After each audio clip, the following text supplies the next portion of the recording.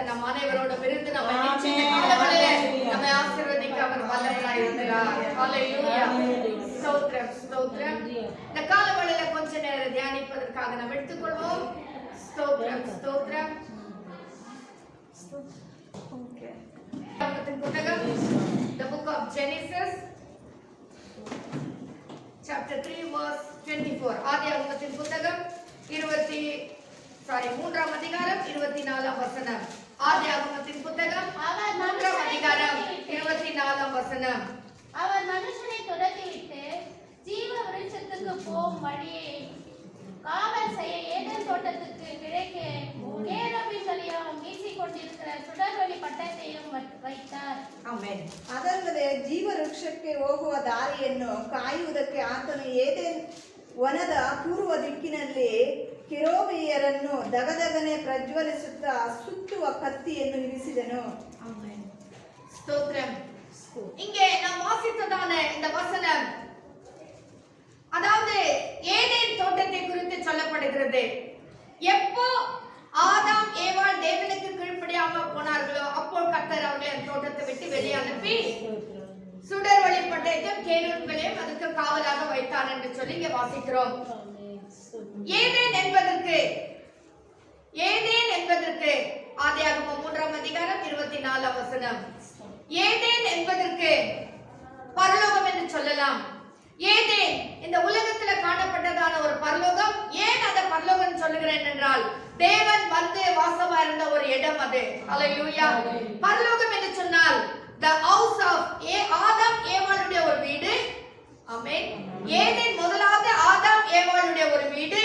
அடுத்ததாக ஒரு சந்தோஷத்தின் வீடு, மனமகிழ்ச்சியின் வீடு. ஹல்லேலூயா. ஒரு ஆரோக்கியமான வீடு, துக்கம் இல்லாத ஒரு வீடு, சஞ்சலம் இல்லாத ஒரு வீடு, தவிப்பு இல்லாத ஒரு வீடு. அதுதான் ஏதேன். ஹல்லேலூயா. இந்த ஏதேன் அது மாத்திரமல்ல, அது வந்து the supreme happiness கொடுக்கக்கூடிய ஒரு இடம். supreme என்று சொன்னா the greatest. நீங்க சொல்றீங்களா supreme court? அது சொல்லிதான் நம்மளுக்கு எல்லாம் பழக்கம். the supreme என்ன? the மேலான the greatest, the highest court தான் அத நம்ம அப்படி சொல்றோம். அப்போ தேவன் இந்த ஏதேன் என்பது என்ன? உன்னதமான ஒரு சந்தோஷம் நிறைந்ததான ஒரு இடம் தான் இந்த ஏதேன். ஹல்லேலூயா. இந்த ஏதேன் ஏசாயா 51ஆம் அதிகாரம் 3ஆம் வசனத்துல ஒரு வசனத்தை வாசிக்கிறோம். இந்த ஏதேன் வாசிங்க. ஏசாயாவின் புத்தகம் 51ஆம் அதிகாரம் 3ஆம் வசனம். கர்த்தர் சீயோனுக்கு ஆறுதல் செய்வார். அவர் அதன் பாழான ஸ்தலங்களை எல்லாம் தேறுதல் அடைய செய்து அதன் வனாந்தரத்தை ஏதேனை போலவும் அதன் அவாந்திர வெளியை கர்த்தரின் தோட்டத்தை போலவும் மாற்றுகிறாராம். ஹல்லேலூயா. ஹல்லேலூயா. சோ ஏதேன் என்றால் என்ன?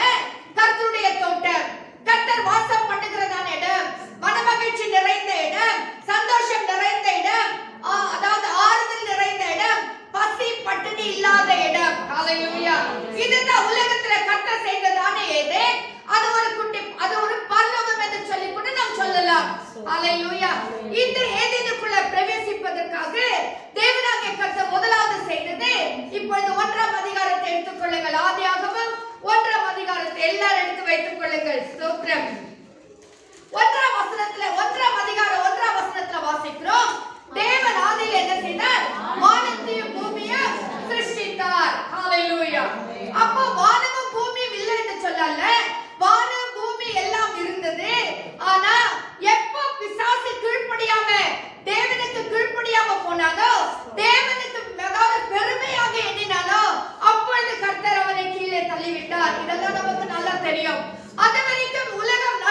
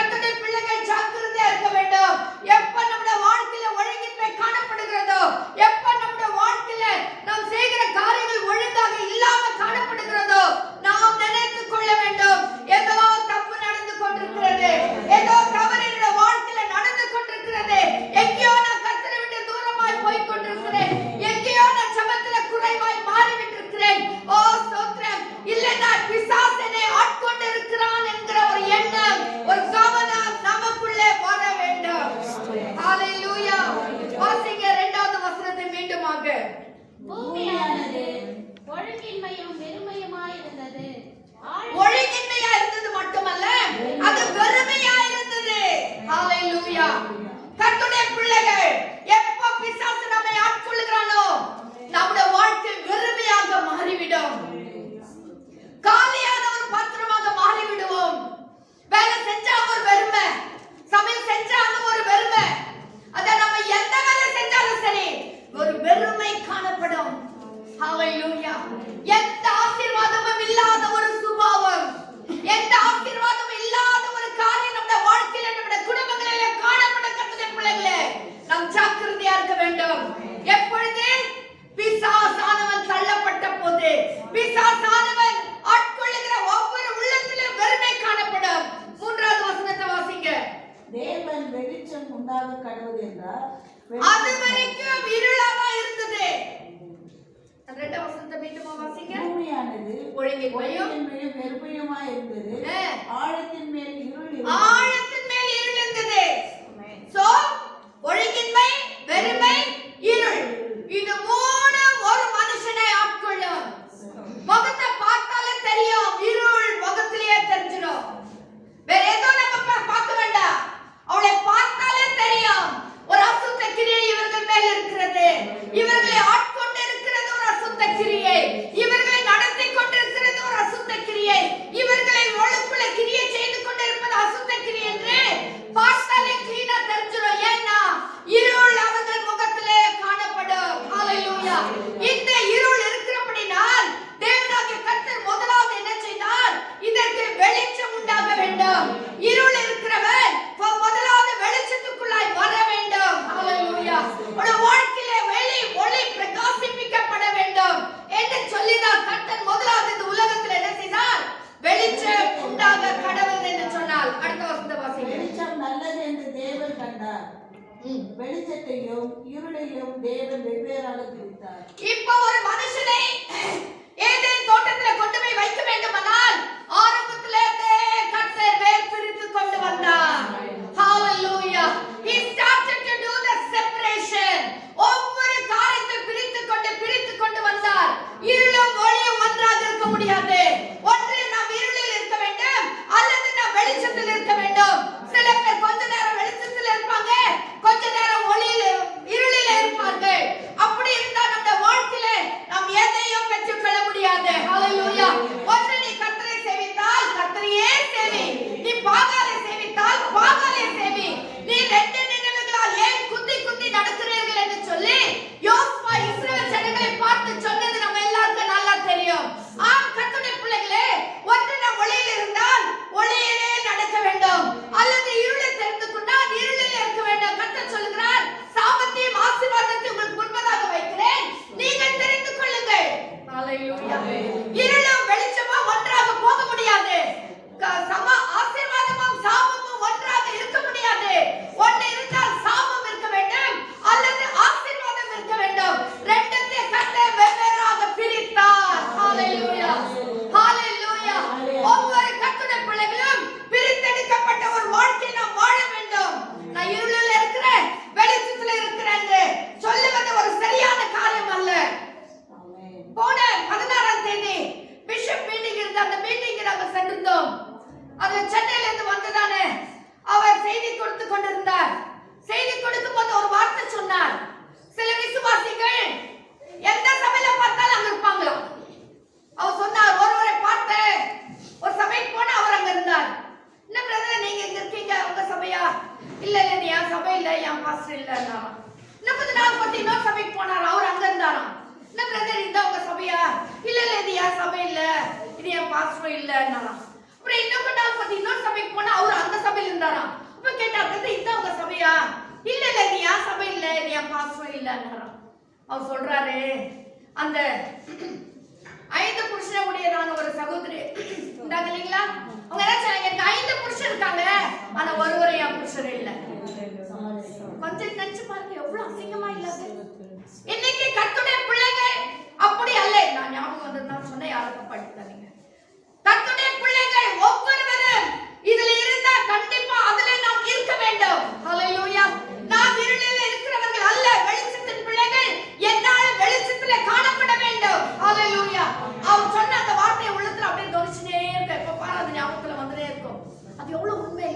அது எவ்வளவு உண்மையில கர்த்தருடைய பிள்ளைகள் எப்படி இருக்கணும்? ஒரு சபையில நாம் நிலைத்திருக்க வேண்டும். எங்க பாரு அப்படியே அழிஞ்சு திரியுது இல்ல அந்த சமாரியா ஸ்திரியை போல. அந்த சமாரியா ஸ்திரி தானே. அந்த அனுபவம் நமக்கு இருக்க கூடாது. Stick on to church. Stick on to one pastor. Hallelujah. ஒரே போதகர், ஒரே சபையில நாம் நிலைத்திருக்க வேண்டும் கடைசி வரைக்கும். Hallelujah. வாசிங்க. அடுத்ததா என்ன சொல்கிறார் வாசிங்க.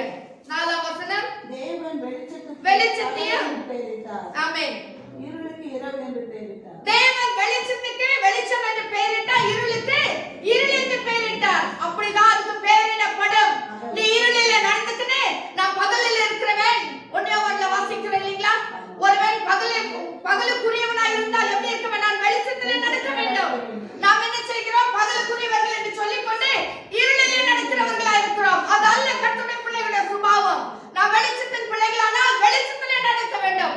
இருளுக்குரிய பிள்ளைகளானால் இருளிலே நடந்து கொள்ளட்டும். அதை பத்தி நம்ம கவலை இல்லை. நாம் எப்படி இருக்கிறோம்? கர்த்தருடைய பிள்ளைகளா இருக்கிற நாம் எவ்விதமா இருக்கிறோம் என்று சொல்லிட்டால் நாமே ஆராய்ந்து பார்க்க வேண்டும். இப்ப வாசிங்க 8ஆம் வசனம். இது முதலாம் நாளாயிற்று. முதலாவது கர்த்தர் உண்டு பண்ணினது வெளிச்சம். ரட்சிக்கப்படுகிற ஒவ்வொரு கர்த்தருடைய பிள்ளையோட வாழ்க்கையிலும் கர்த்தர் முதலாவது உண்டு பண்ணுகிறது வெளிச்சம். இருளையும் வெளிச்சத்தை வெவ்வேறாக பிரித்து விடுவார். ஹalleluya. வாசிங்க 8ஆம் வசனம். தேவன் அதுக்கு முன்னே 7ஆம் வசனம் வாசிங்க. தேவன் ஆகாய விரிவை உண்டு பண்ணி ஆகாய விரிவுக்கு கீழே இருக்கிற ஜலத்திற்கு ஆகாய விரிவுக்கு மேலே இருக்கிற ஜலத்திற்கும் பிரிவு உண்டாக்கினார். அது அப்படியே ஆயிற்று. அது 2ஆம் நாள் ஆயிற்று. ஆமென். 2வது நாளிலே கர்த்தர் வானத்திலே பூமியை ரெண்டாக பிரிக்கிறார்.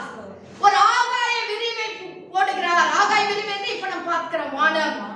இந்த ஆகாய விரிவை போட்டு அதாவது அதுக்கு மேல தண்ணீரையும் பூமியிலே தண்ணீரையும் கர்த்தர் ரெண்டாக பிரித்து விடுகிறார்.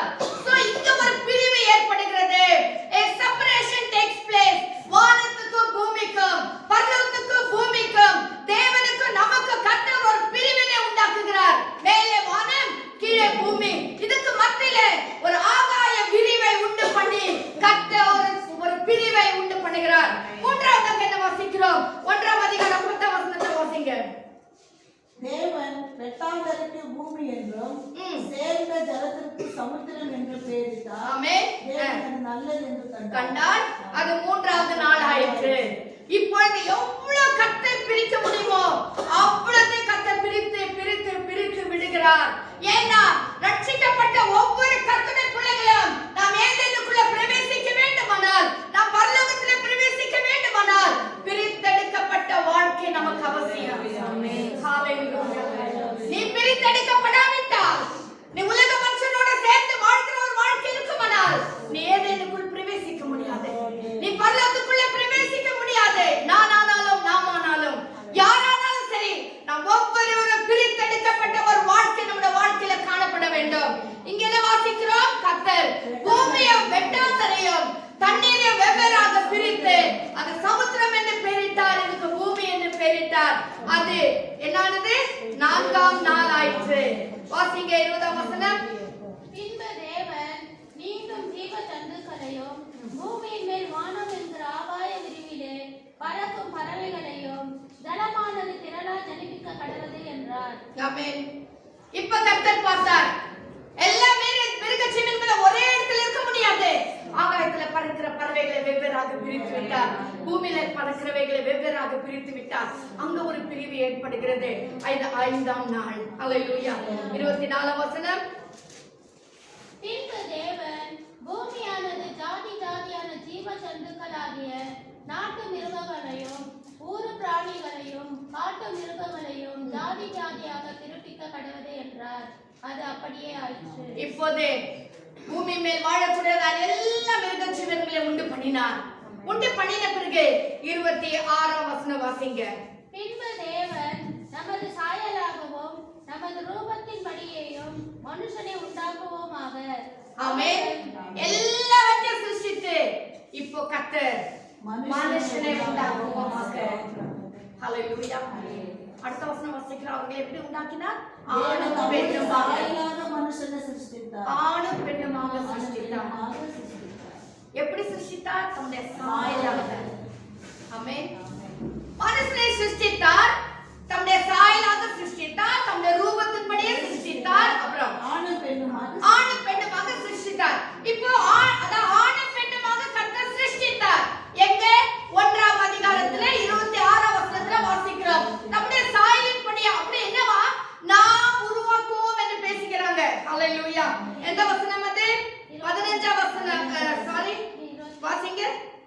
24 நமது சாயலாகவோ நமது ரூபத்தின் படியும். நமது சொன்னா இட் இஸ் ப்ளூரல். என்னது சாயல்னு சொல்லல, நமது அப்படினா பிதா குமாரன் பரிசுத்த ஆவியானவர் மூவருமே காணப்படுகிறார்கள். ஹalleluya. மூவரும் சேர்ந்தவர்களாக அங்கே ஒரு திருத்துவத்தை நாம் பார்க்கிறோம். இவர்கள் சொல்லுகிறார்கள் என்ன? நமது சாயலின் படியே நமது ரூபத்தின் படியே நாம் என்ன செய்ய வேண்டும்? மனுஷனை உண்டாக்குவோம். ஹalleluya. சொல்லி மனுஷனையும் உண்டாக்கினார். அடுத்த வசனம் வாசிங்க. இப்போ 2ஆம் அதிகாரம் 7ஆம் வசனத்துக்கு வாசிங்க வாங்க. 2ஆம் அதிகாரம் 7ஆம் வசனம். தேவனாகிய கர்த்தர் மனுஷனை பூமியின் மண்ணினாலே உருவாக்கி ஜீவ சுவாசத்தை அவன் நாசிலே ஊதினார். மனுஷன் ஜீவ ஆத்துமாவானான். இப்போ இந்த வசனம் அப்படியே இருக்கட்டும். 2ஆம் வசனத்துல 1ஆம் அதிகாரம் 2ஆம் வசனத்துல வாசிக்கிறோம், ஆவியானவர் ஜலத்தின் மேல் அசைவாடி கொண்டிருந்தார் என்று.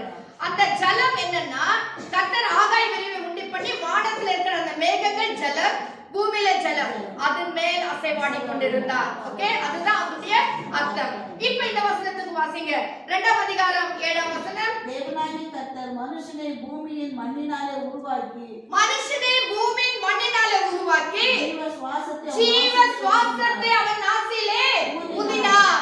அதுவரைக்கும் அவர்கள் ஜீவ ஆத்மாவாக மாறவில்லை.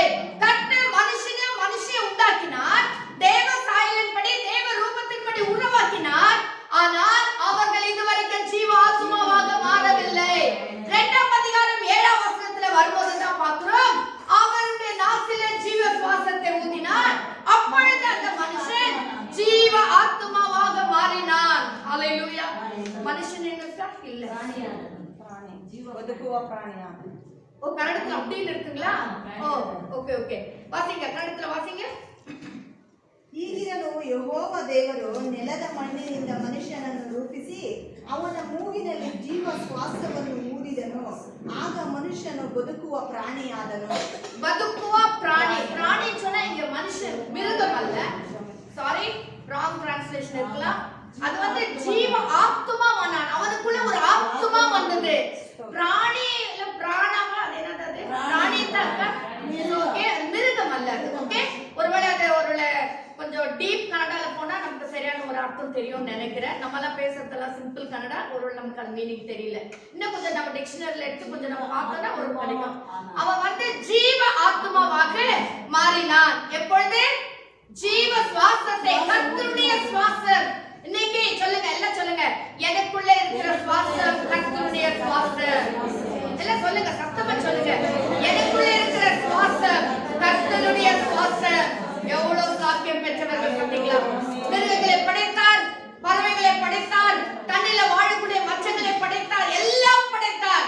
ஆனா மனுஷனாகிய நம்மையோ ஒரு பிடி மண்ணினாலே நம்மை உருவாக்கினார். நாம் ஒவ்வொருவரும் உருவாக்கப்பட்ட தம்முடைய சொந்த கரத்திலே.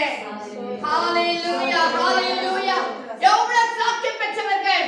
ஒரு பிடி மண்ணை தம்முடைய கரத்திலே எடுத்து நம்மை உருவாக்கினார். அவருடைய சாயலின்படி உருவாக்கினார், அவருடைய ரூபத்தின்படி உருவாக்கினார். ஹalleluya. ஒருவேளை நீங்க கேட்கலாம், தேவனுக்கு என்ன போல கண்ணு மூக்கு வாயெல்லாம் இருந்துச்சான்னு. அதெல்லாம் ஒரு பக்கம் இல்லாமல் போனாலும் தேவ மகிமையினால் நம்மை கர்த்தர் நிறைத்தார். அவருடைய மகிமையினால் நாம் ஒவ்வொருவரும் நிறைந்திருக்கிறார். கர்த்தருடைய பிள்ளைகளே, அவருடைய சாயல் நமக்குள்ளே காணப்படுகிறது. சொல்றேன் இல்லைங்களா, இது அப்பாவுடைய சாயல், இது அம்மாவுடைய சாயல். இந்த பிள்ளை பிறந்தது அப்பா போல அம்மா போல. இன்னைக்கு நம்ம எல்லா கர்த்தருடைய பிள்ளைகளும் ஏசப்பா போல காணப்படுகிறோம். ஹalleluya. ஏசப்பாவுடைய சாயல் நமக்குள்ளே காணப்படுகிறது. ஏசப்பாவுடைய சுவாசம் நமக்குள்ளே ஓடிக்கொண்டிருக்கு. ஏசப்பாவுடைய ரூபம் நமக்குள்ளே காணப்படுகிறது. கர்த்தருடைய பிள்ளைகளே, ஹalleluya, ஹalleluya. ஸ்தோத்திரம். வாசிங்க 15ஆம் வசனம்.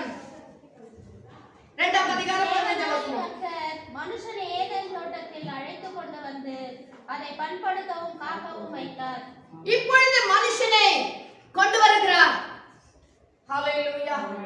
மனுஷனை கொண்டு வந்து அவனுக்காக அந்த ஏதேன் தோட்டத்தை உருவாக்கி, அது முன்ன வசனம் வாசிக்கும் போது அவன் வசிக்கும்படி அவர் ஏதேனை கர்த்தர் உண்டு பண்ணினார். ஏதேன் என்று சொன்னா நான் சொன்னேன், அது மகிழ்ச்சியின் இடம், பசி இல்லாத இடம். ஹalleluya. நான் பின்னால வரேன், நான் அதுக்காக ஸ்தோத்திரம். இந்த ஏதேன் தோட்டத்துல இந்த மனுஷனை கொண்டு வந்து வைத்து அவனை என்ன செய்ய சொன்னார்? அதை பண்படுத்தவும் காக்கவும் சொன்னார். எதுக்கையா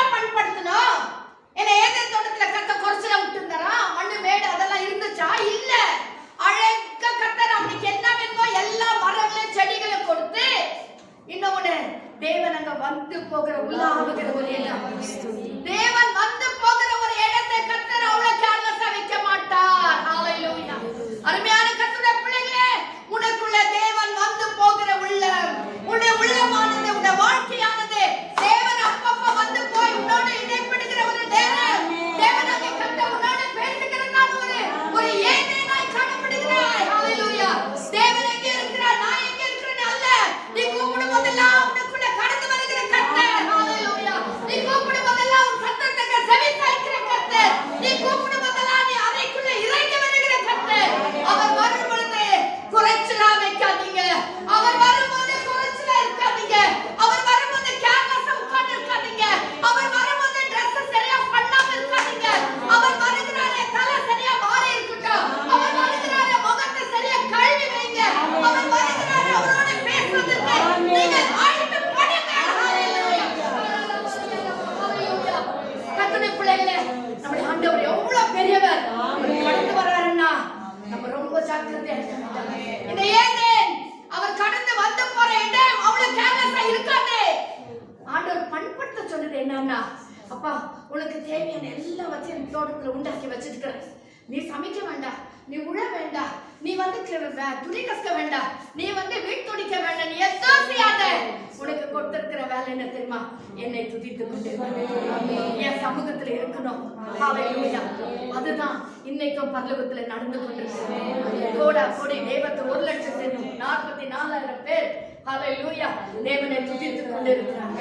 சேனைகளின் தேவனாகிய கர்த்தர் பரிசுத்தர். ஏசாயா 6ஆம் அதிகாரத்துல வாசிக்கிறோம். அவர் சட்டைகளை உடையவர்களால் 2 சட்டைகளால் கண்களை மூடி, 2 சட்டைகளால் பாதங்களை மூடி, 2 சட்டைகளால் பறந்து வந்து சேனைகளின் தேவனாகிய கர்த்தர் பரிசுத்தர் பரிசுத்தர் பரிசுத்தர் என்று சொல்லி ஓயாமல் அவரை துதித்துக் கொண்டிருக்கிறார்கள். அதுதான் பரலோகம்.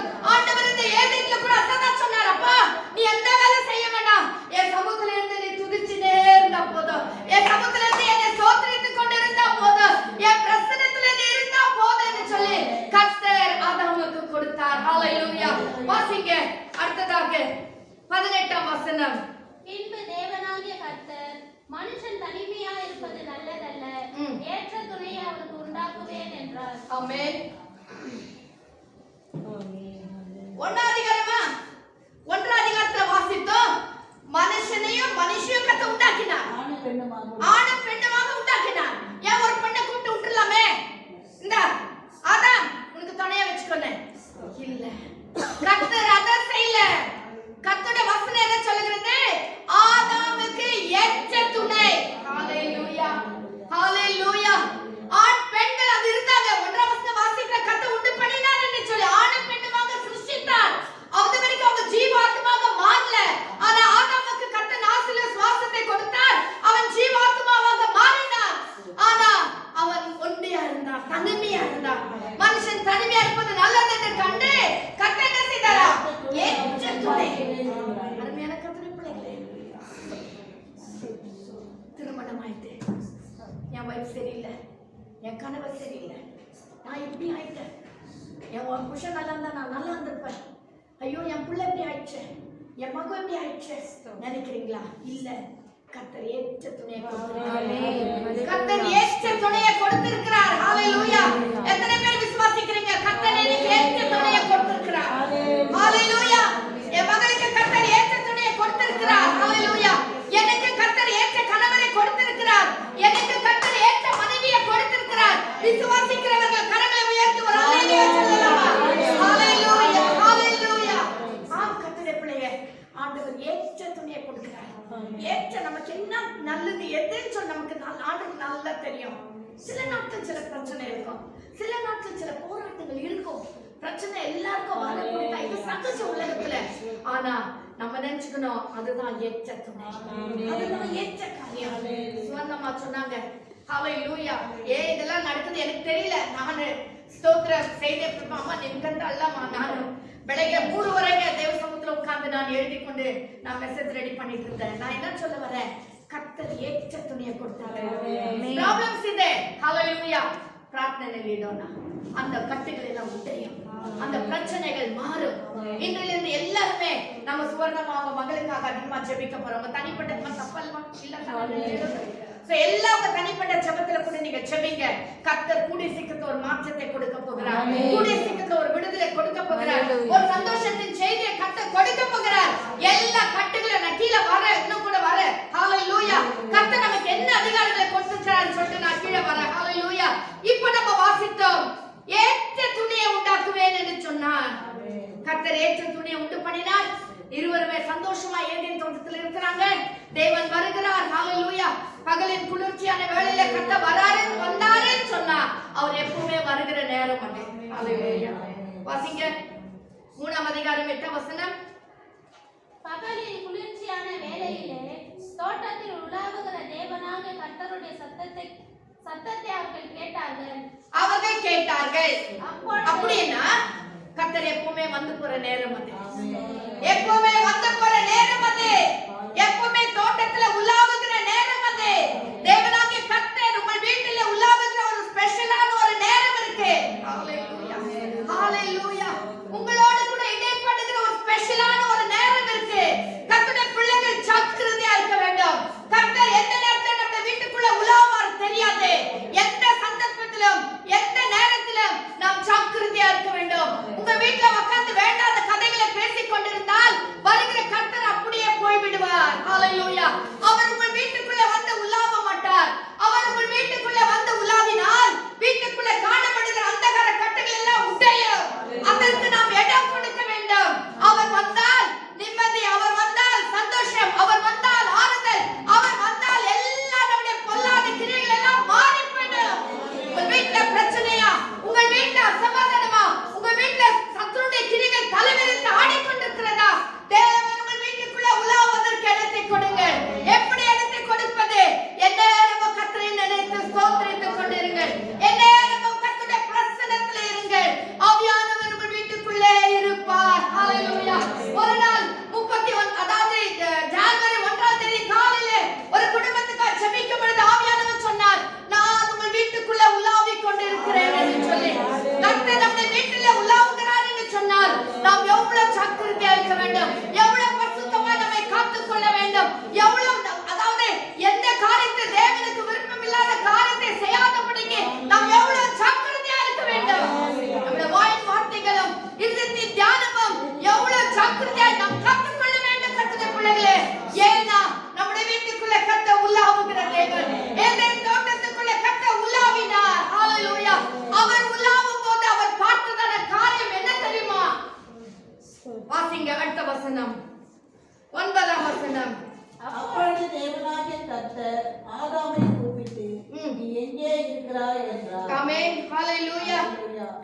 9ஆம் வசனத்துல வாசிக்கிறோம், அவர் உலாவும் போது, அவர் அந்த தோட்டத்துக்குள்ளே கடந்து வந்த பொழுது அவர் உலாவுகிறார்.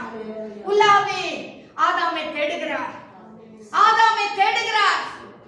வீட்டின் தலைவர் ஃபர்ஸ்ட் உண்டாக்கினது Adam. Adam is responsible for everything. Adam தான் அந்த வீட்டுக்குடைய தலைவர். அந்த வீட்டுடைய பொறுப்புக்கெல்லாம் காரியத்துக்கெல்லாம் அவர்தான் பொறுப்பாளி. ஹalleluya. கர்த்தர் ஆதாமை தேடுகிறார். ஏன் ஆதாம் எங்க? முதல் பிள்ளை மேல ஒரு தனி பாசம் சொல்லிங்க. ஆமா தானே? என்னதான் ஆனா கூட சரி, அது ஆனானா கூட பொண்ணா இருக்கட்டும், ஒரு ஃபர்ஸ்ட் சைல்டுனா அதுக்கு ஒரு ஸ்பெஷல் கேர், ஒரு பாசம், ஒரு தனி ஒரு இது இருக்கும் இல்லைங்களா? ஒருவேளை கர்த்தர் கூட அப்படிதான் இருந்துச்சு, எனக்கு தெரியல. ஆதாமை கூப்பிடுகிறார். ஆதாமை கூப்பிடுகிறார். ஆதாமே நீ எங்கே இருக்கிறாய்?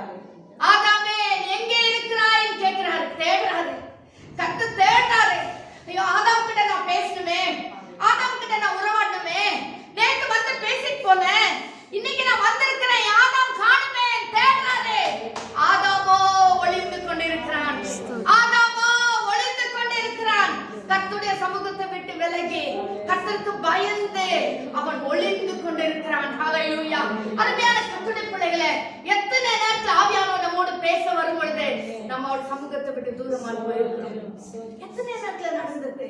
ஆண்டவர் ஆசையா வருவாரு. எவ்வளவு இந்த குடும்பத்துல நடக்க போது என் பிள்ளைக்கு இதை வெளிப்பாட கொடுக்கணும், என் பிள்ளைக்கு இதை நான் சொல்லணுமே, என் பிள்ளை கொஞ்சம் ஜெபிக்க ஏவுதுமே, என் பிள்ளைக்கு ஜெபிக்க இந்த கருத்தை நான் சொல்லணுமே, இவங்க ஜெபிக்க முடிய ஒரு ஏவுதலை நான் கொடுக்கணுமே சொல்லிட்டு கர்த்தர் வருவார். நம்முடைய வீட்டுக்குள்ள வருவார். நம்முடைய உள்ளத்துல வருவார். நம்மை தேடி வருவார். நாமும் தேவ பிரசன்னத்தை விட்டு விலகி விலகி போய் ஆமென். பயந்து ஒளிந்து கொள்ளுகிறோம். பயந்து ஒளிந்து கொள்ளுகிற கர்த்தருடைய பிள்ளைகளே, நம்முடைய நிலைமை அப்படி ஆகக்கூடாது. எந்த நேரத்தில் ஆனாலும் சாமுவேலை போல சாமுவேலே கூப்பிடும்போது இதோ இருக்கிறேன் ஆண்டவரே, அதே இருக்கிறேன் நானும் சொல்லும், நான் கேட்கிறேன் என்கிற அந்த உள்ளம் நமக்குள்ளே வர வேண்டும். எப்பொழுதுமே தேவ சத்தத்தை கேட்பதற்கு, தேவனை தரிசிப்பதற்கு நாம் ரெடியாய் காத்து கொண்டிருக்க வேண்டும். ஹல்லேலூயா.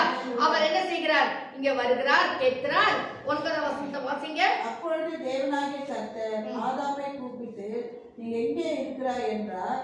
அதற்கு அவன், நான் தேவனுடைய சத்தத்தை தோட்டத்திலே கேட்டு நான் நிர்வாணியா இருப்பதினால் பயந்து ஒளிந்து கொண்டேன் என்றான். ஹல்லேலூயா.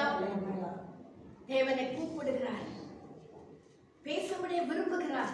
ஆனா இவனோ தேவ சத்தத்தை கேட்க முடியாதபடிக்கு எப்போ நம்ம பாவம் செய்கிறோமோ, எப்போ நம்ம தேவனுக்கு விருப்பம் இல்லாத காரியத்தை செய்கிறோமோ, அப்போ நம்ம கர்த்தருடைய சத்தத்தை கேட்பதற்கு நமக்கு விருப்பம் வராது, பயம் தான் வரும். எப்போ நமக்கு பயம் வரும்? பாவம் நிறைவேறும் தான் பயம் வரும். ஹல்லேலூயா, ஹல்லேலூயா. இப்போ 16ஆம் வசனத்தை வாசிங்க. 2ஆம் அதிகாரம் 16ஆம் வசனம். 16, 17 வாசிங்க. அவன் ஸ்திரீயை நோக்கி, நீ கர்ப்பவதியா இருக்கும்போது உன் வேதனையை மிகவும் பெருக பண்ணுவேன். சரி, இந்த 15, 16ஆம் வசனத்துல நம்ம வாசிக்கிறோம். உனக்கும் ஸ்திரீக்கும் என்ன செய்வேன்? ஒரு பகை உண்டு பண்ணி, இதெல்லாம் நமக்கு நல்லா தெரியும். பகை உண்டு பண்ணி நான் என்ன செய்வேன்? உன்னுடைய கர்ப்பத்தை சாபத்தை கொடுக்கிறான் அந்த இடத்துல. எப்ப நம்ம தேவனுக்கு கீழ்ப்படியாம போகிறோமோ அப்பதான் சாபம் வலிக்கும், சாபம் வரும். ஹல்லேலூயா. சாபத்தை கொடுக்கிறார். ஸ்தோத்திரம். அடுத்ததாக நம்ம வாசிப்போம். வாசிங்க. வெளிப்படுத்தல் 2ஆம் அதிகாரம் 7ஆம் வசனம். வெளிப்படுத்தல் 2ஆம் அதிகாரம் 7ஆம் வசனம். ஆவியானவர் சபைகளுக்கு சொல்லுகிறதை காதுள்ளவன் கேட்க கடவர். ஜெயம் கொள்ளுகிறவன் எவனோ அவனுக்கு தேவனுடைய பரதேசின் மத்தியில் இருக்கிற ஜீவ விருட்சத்தின் கனியை புசிக்க கொடுப்பேன் என்றது. ஆமென். அது அப்படியே வச்சுக்கோங்க. ஆதியாகமம் 2ஆம் அதிகாரம் 16, 17 வசனத்துல 15, 16 என்ன வாசிக்கிறோம்? தேவனாகிய கர்த்தர் மனுஷன் ஏதேன் தோட்டத்தில் அழைத்து கொண்டு வந்து அதை பண்படுத்தவும் காக்கவும் வைத்தார். 16ஆம் வசனம். தேவனாகிய கர்த்தர் சகல விருட்சத்தின் கனியை புசிக்கவே புசிக்கலாம், ஆனாலும் நன்மை தீமை அறியத்தக்க விருட்சத்தின் கனி புசிக்க வேண்டாம், அது நீ புசிக்கும் நாளிலே சாகவே சாவாய். ஆமென். என்ன சொன்னார்? தோட்டத்தில் உள்ள எல்லா விருட்சத்தையும் நீ புசிக்கலாம், ஆனால் நன்மை தீமை அறியத்தக்க விருட்சத்தின் கனியை என்ன செய்யக்கூடாது? புசிக்க கூடாது. நீ புசிக்கிற நாளிலே சாகவே சாவாய் என்று சொன்னார். ஹல்லேலூயா. இப்ப வெளிப்படுத்தல் வாசிங்க. ஆவியானவர் சபைகளுக்கு சொல்லுகிறதை காதுள்ளவன் கேட்க கடவர். ஜெயம் கொள்ளுகிறவன் எவனோ அவனுக்கு தேவனுடைய பரதேசின் மத்தியில் இருக்கிற ஜீவ விருட்சத்தின் கனியை புசிக்க கொடுப்பேன் என்றார். ஆமென். ஏன் இங்க புசிக்க கூடாது என்று சொன்னாருன்னா, ஜெயம் கொள்ளுகிறவன், பாவத்தை மேற்கொள்ளுகிறவன், சோதனைகளை மேற்கொள்ளுகிறவன், அசுத்தத்தை மேற்கொள்ளுகிறவன். ஹல்லேலூயா. யாரெல்லாம் மேற்கொண்டு பாவ இச்சைகளை மேற்கொண்டு அசுத்த கிரியைகளை மேற்கொண்டு யாரெல்லாம் பரலோகத்துக்கு போகிறார்களோ அவர்களுக்கு கர்த்தர் சொல்லுகிறார், ஜெயம் கொள்ளுகிறவன் எவனோ அவனுக்கு பரதேசில் இருக்கிற ஜீவ விருட்சத்தின் கனியை நான் என்ன செய்வேன்? புசிக்க கொடுப்பேன். உனக்கு திருப்தியான ஒரு ஜீவ விருட்சத்தை நான் உனக்கு கொடுப்பேன். ஏன் கொடுப்பேன்னு சொன்னா, நீ அந்த இடத்துல சாகாம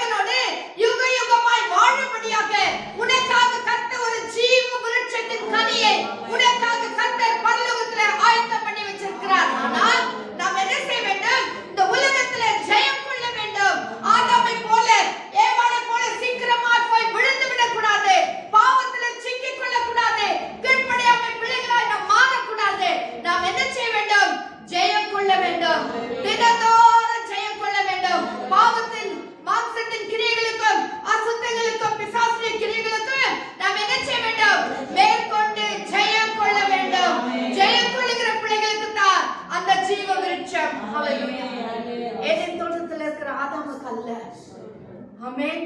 உலகத்திலே இருக்கிறவர்களுக்கு ஜீவ விருட்சம் அல்ல. ஏன்னா அந்த உலகம் சதம் இல்ல. இந்த உலகம் டெம்பரவரி.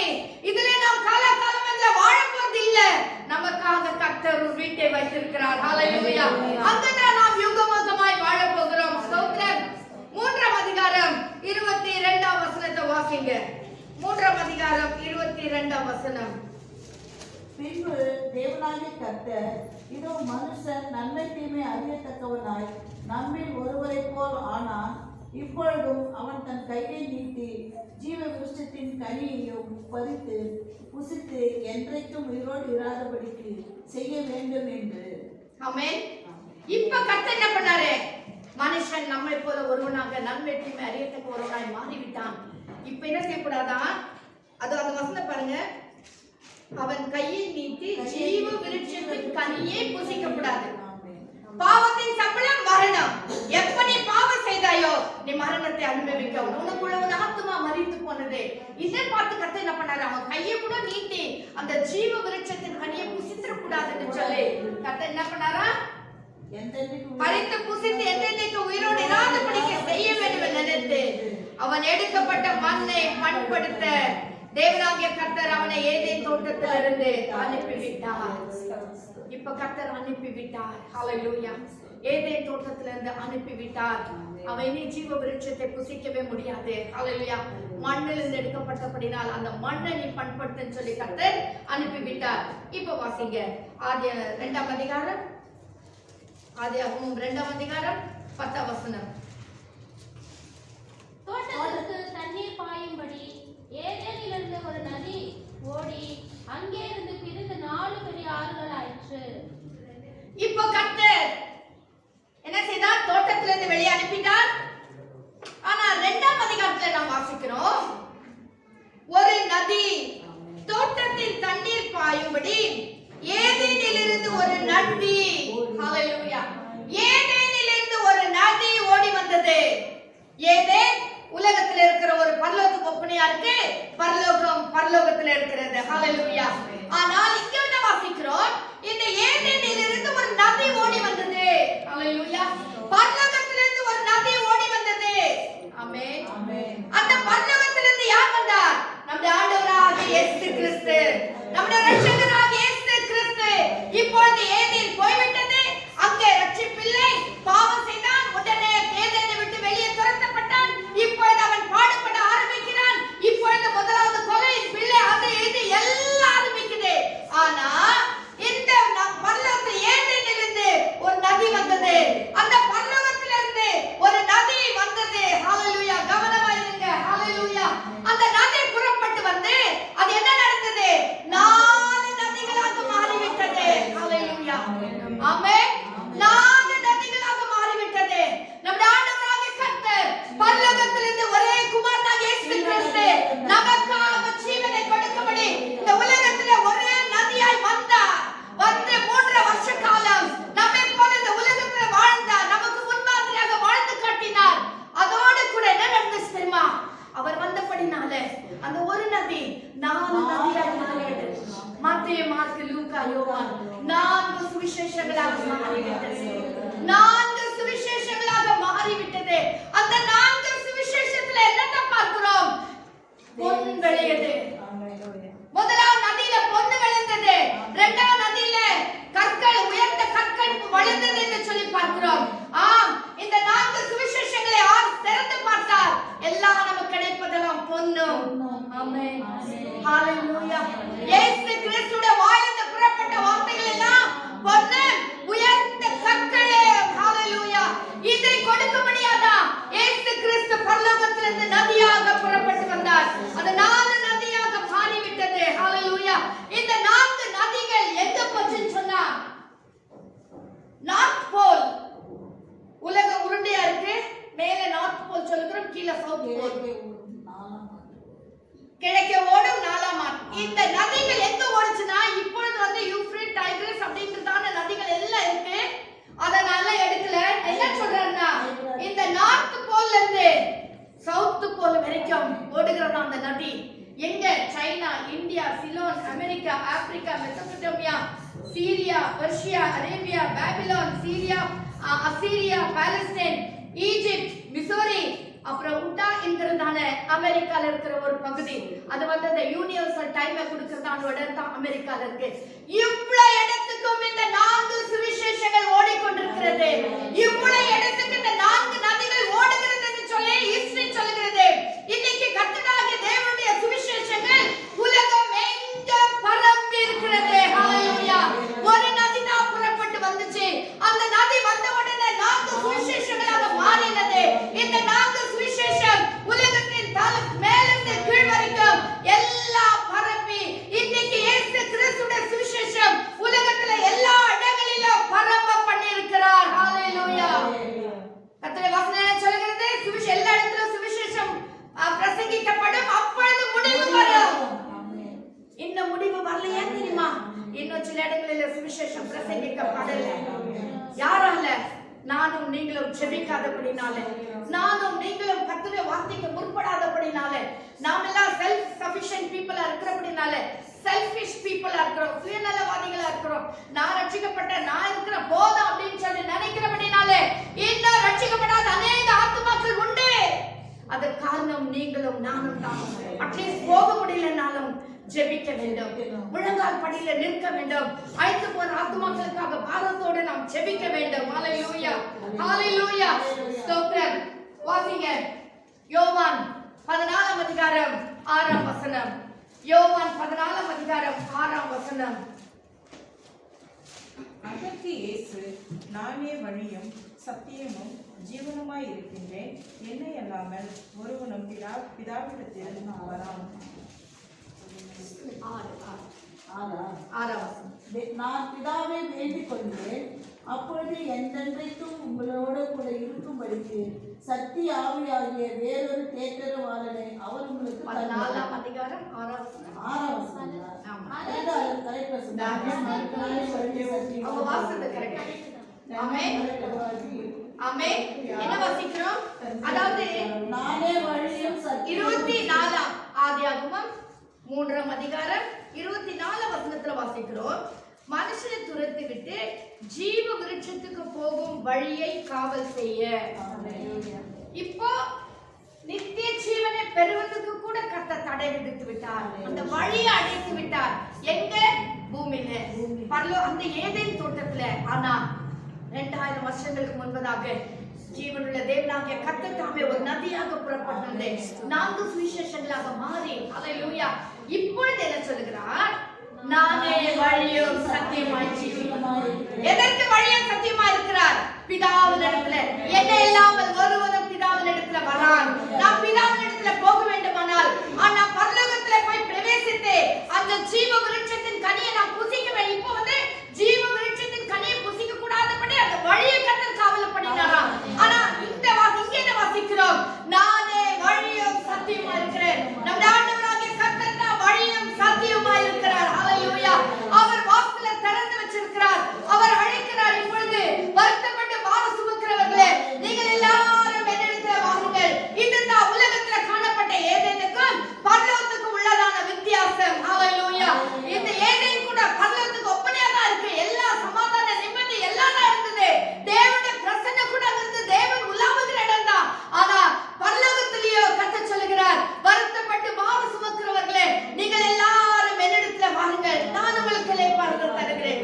ஏசாயா 55 அதிகாரத்துல வாசிக்கிறோம், ஓ தாகமாய் இருக்கிறவர்களே, நீங்கள் எல்லாரும் என்னிடத்துல வாருங்கள், பணமும் இல்லாமல் விலையும் இல்லாமல் இலவசமாய் என்னிடத்துல வாங்கி பருகுங்கள் என்று சொல்லுகிறார். வாங்க வாங்க என்று அழைக்கிறார் கர்த்தர். ஹalleluya. அருமையான கர்த்தரின் பிள்ளைகளே, இயேசுவானவர் இந்த உலகத்துல வராமல் இருந்தால் நமக்கு அந்த வழியே தெரிஞ்சிருக்காது, நமக்கு அந்த ஜீவ மார்க்கமே நமக்கு தெரிஞ்சிருக்காது. அவர் ஒரு நதியாய் கடந்து வந்தார். ஹalleluya. நமக்கு வழியை உண்டு பண்ணினார். ஸ்தோத்திரம். வாசிங்க லூக்கா, சரி அதுக்கு முன்னால 24 வசனத்தை வாசிங்க. 3 அதிகாரம் 24 வசனம். துரத்தி விட்டு ஜீவ விருட்சத்துக்கு போகும் வழியை காவல் செய்ய ஏதேன் தோட்டத்துக்கு கிழக்கே கேருபீன்களையும் கேருபீன்களை வைத்தார். ஆமென். ஹalleluya. அந்த தோட்டத்துக்கு உள்ள போவாதபடி கர்த்தர் கேருபீன்களை வைத்தார்.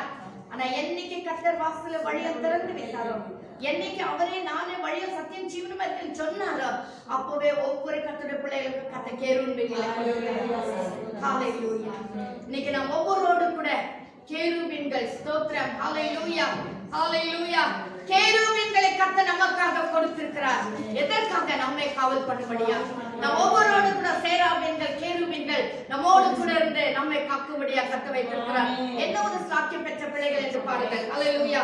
அடுத்த வாசி கேருபீன்களையும் வீசிக்கொண்டிருக்கிற சுடர் ஒளி பட்டயத்தையும் வைத்தார். ஹalleluya. சுடர் ஒளி பட்டயத்தை கர்த்தர் நமக்காக வைத்திருக்கிறார். இந்த சுடர் ஒளி பட்டயம் யார் வந்து சொன்னா? கர்த்தருடைய பிள்ளைகள், ஊழியக்காரர்கள், தேவனுடைய பிள்ளைகள், இவர்கள் தான் சுடர் ஒளி பட்டயம். ஹalleluya. வாசிங்க மத்தேயு 18ஆம் அதிகாரம் 18ஆம் வசனம். மத்தேயு 18ஆம் அதிகாரம் 18ஆம் வசனம். இன்னும் ஒருவர் லூக்கா 10ஆம் அதிகாரம் 19ஆம் வசனம். பூலோகத்திலே நீங்கள் எவைகளை கட்டுவீர்களோ அவைகள் பரலோகத்தில் கட்டப்பட்டிருக்கும். பூலோகத்திலே நீங்கள் எவைகளை கட்ட அவிழ்ப்பீர்களோ அவைகள் பரலோகத்தில் கட்ட அவிழ்க்கப்பட்டிருக்கும். ஆமென். ஹalleluya. என்ன சுடர் ஒளி கர்த்தர் நமக்கு கொடுத்திருக்கிறார்? சுடர் ஒளி என்று சொன்னால் அதிகாரம், வல்லமையை கொடுத்திருக்கிறார். ஹalleluya. ஸ்தோத்திரம் ஸ்தோத்திரம். அதிகாரத்தை கர்த்தர் நமக்கு கொடுத்திருக்கிறார். ஒவ்வொரு கர்த்தருடைய பிள்ளைகளுக்கும் அதிகாரத்தையும் வல்லமையை கர்த்தர் கொடுக்கிறார். எதுக்கு கொடுத்திருக்கிறார்? நீங்கள் பூமியில எவைகளை கட்டுகிறீர்களோ கட்டும்படியான ஒரு அதிகாரத்தை கர்த்தர் நமக்கு கொடுத்திருக்கிறார். இயேசுவின் நாமத்திலே எவைகளை நாம் கட்டுகிறோமோ அது பரலோகத்திலே கட்டப்பட்டிருக்கும். எவைகளை நாம் கட்ட அவிழ்க்கிறோமோ அது பரலோகத்திலே கட்ட அவிழ்க்கப்பட்டிருக்கும் என்று சொல்லி சுடர் ஒளி பட்டயமாக ஒரு அதிகாரத்தை கர்த்தர் நமக்கு கொடுத்திருக்கிறார். ஸ்தோத்திரம். ஹalleluya. லூக்கா 10:19 வாசிக்கிறோம். இதோ மேற்கொள்ளவும் கர்த்தர் நமக்கு என்ன செய்திருக்கிறார்? அதிகாரம் கொடுத்திருக்கிறார். ஹalleluya. சர்ப்பங்களையும் தேள்களையும் மிதிக்கும்படியாய், இயேசுவின் நாமத்திலே மிதிக்கும்படியாய், இயேசுவின் நாமத்திலே பிரச்சனைகளை மிதிக்கும்படியாய், இயேசுவின் நாமத்திலே அந்தகார கிரியைகளை மிதிக்கும்படியாய் கர்த்தர் நமக்கு அதிகாரம் கொடுத்திருக்கிறார். அதுதான் கர்த்தர் நம்முடைய கரத்திலே கொடுத்திருக்கிற சுடர் ஒளி பட்டயம். ஹalleluya. அதே லூக்கா 24ஆம் அதிகாரம் 49ஆம் வசனத்தை எடுத்துக்கொள்ளுங்க. லூக்கா 24ஆம் அதிகாரம் 49ஆம் வசனம். என் பிதா வாக்குத்தத்தம் பண்ணினதை இதோ நான் உங்களுக்கு அனுப்புகிறேன். நீங்களோ உன்னதத்திலிருந்து வரும் பெலனால் தரிசிக்கப்படும் வரைக்கும் எருசலேம் நகரத்தில் இருங்கள் என்றார். ஆமென். ஹalleluya. எருசலேம் நகரத்தில் இருங்கள். எதுக்காக? உன்னதத்திலிருந்து வருகிற பெலனை பெற்றுக் கொள்ளும்படியாய். ஹalleluya. ஹalleluya. ஸ்தோத்திரம் ஸ்தோத்திரம். இன்னுமாக ஒரு சில வசனங்களை உங்களுக்கு நான் வாசிக்க விரும்புகிறேன். அப்போஸ்தலர் 4ஆம் அதிகாரம் 8ஆம் வசனத்துல வாசிக்கிறோம். வாசிங்க. அப்போஸ்தலர் 4:8.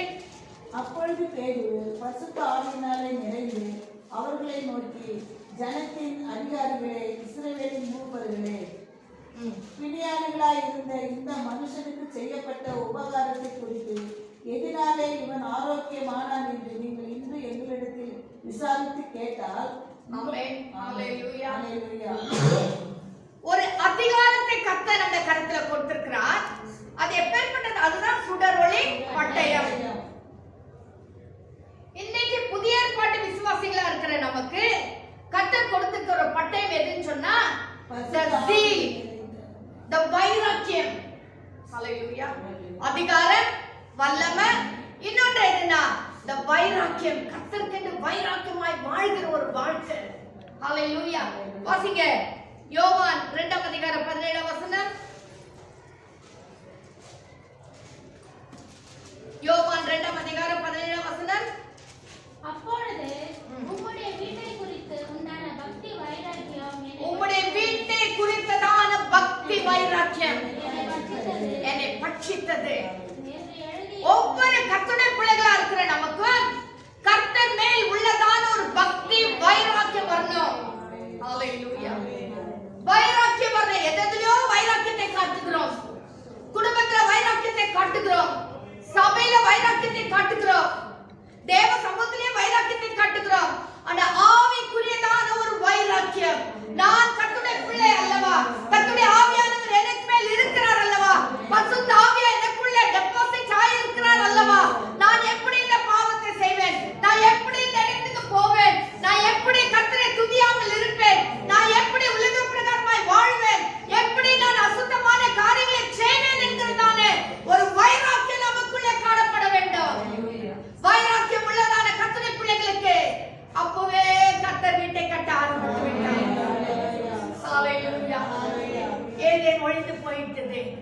இப்ப ஏதேனுக்குள்ள யாரும் பிரவேசிக்க முடியாது.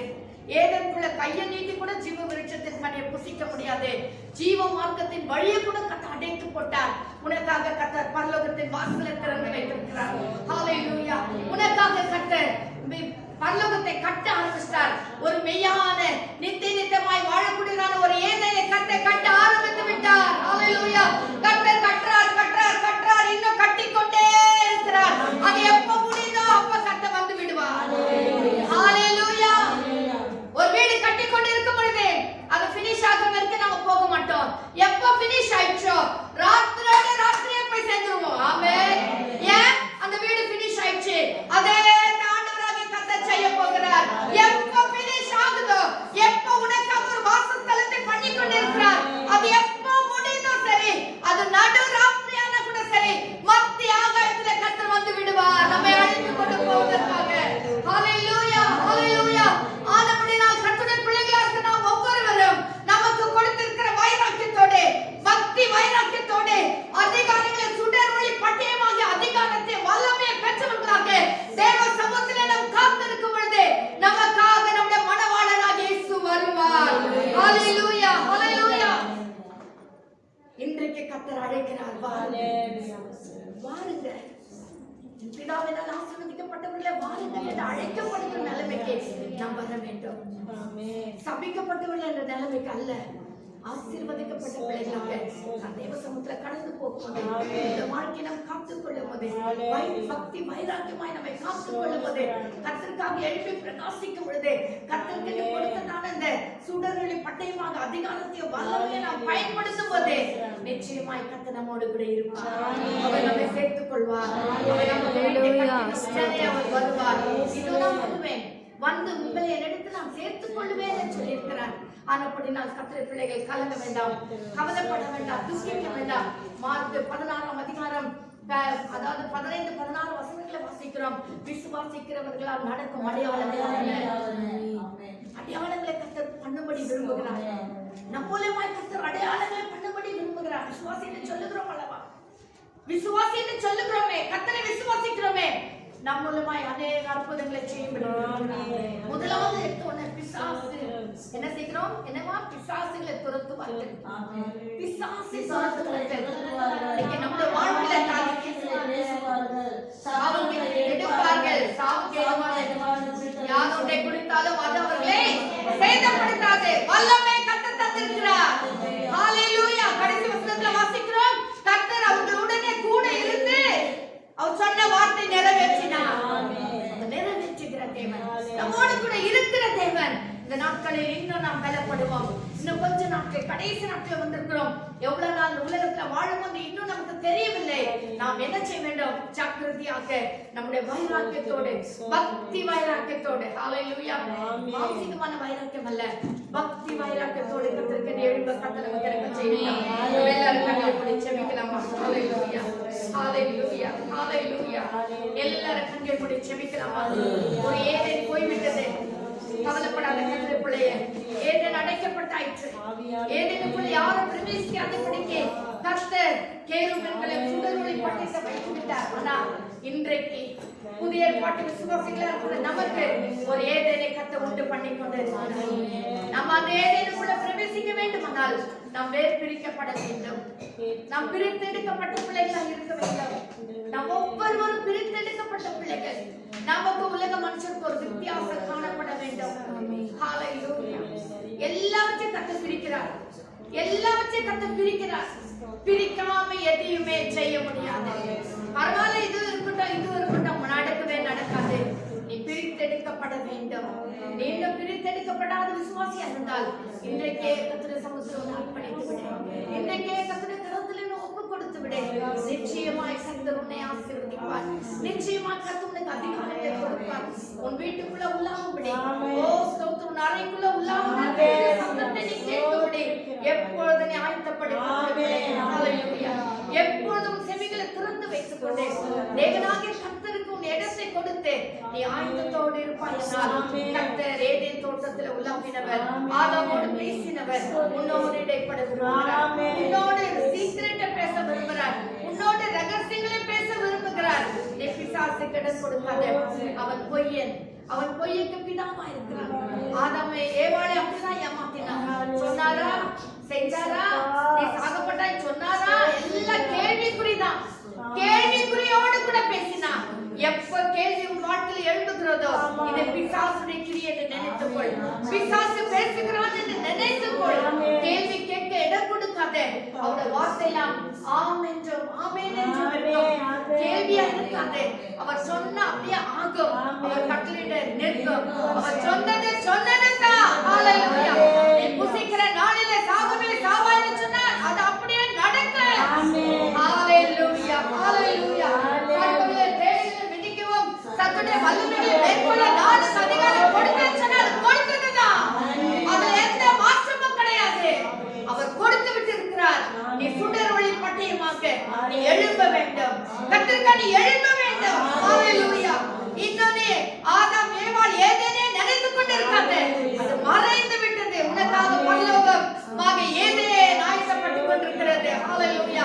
உனக்காக வாசல் திறந்து உனக்காக வாசஸ்தலத்தை கட்டிக்கொண்டே இருக்கிறார். பொன்னினால கற்களினாலும் விழுமியாத கற்களினால ஜொலிக்கிற கற்களினால உனக்காக கர்த்தர் வாசஸ்தலத்தை கட்டிக்கொண்டே இருக்கிறார். அது முட்டிட்ட உடனே வந்து விடுவார். அது இரவானாலும் கண்ணிமை பொழுதுல வந்து அவர் எடுத்துக்கொண்டு போய்விடுவார். உன்னை கொண்டு போய் வாசஸ்தலத்துல வைத்துக் கொள்வார். யுக யுகமாய் நீங்க போன உடனே உனக்காக தோட்டத்தின் மத்தியில் இருக்கிறதான ஜீவ விருட்சத்தின் கனியை கொடுத்துட்டார்னா, நீ அதை புசித்துட்டுனா நீ காலம் உயிரோடு இருப்பாய். மரணம் இல்ல, அழுகை இல்ல, ஸ்தோத்திரம், கற்பனையும் இல்ல. ஹalleluya. ஸ்தோத்திரம், ஸ்தோத்திரம், ஹalleluya. நீதிமொழிகள் 22ஆம் அதிகாரத்துல ஒரு வசனத்தை வாசிக்கிறோம். 21ஆம் அதிகாரம் 4ஆம் வசனம். அவருடைய கண்ணீர் யாவே தேவன் துடைப்பார். இனி மரணம் இல்லை, துக்கமும் இல்லை, அலறுதலும் இல்லை, வருத்தம் இல்லை, முந்தினவைகள் எல்லாம் ஒழிந்து போயின என்று விளம்பினது. ஆம், ஹalleluya. அழுகை இல்லாத, பற்கடிப்பு இல்லாத ஒரு இடத்துல உன்னை கொண்டு போய் சேர்க்கும்படியாய் கர்த்தர் விரும்புகிறார்.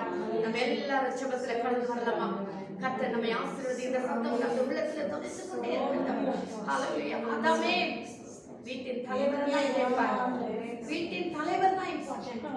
வீட்டின் தலைவரை கேட்பார்.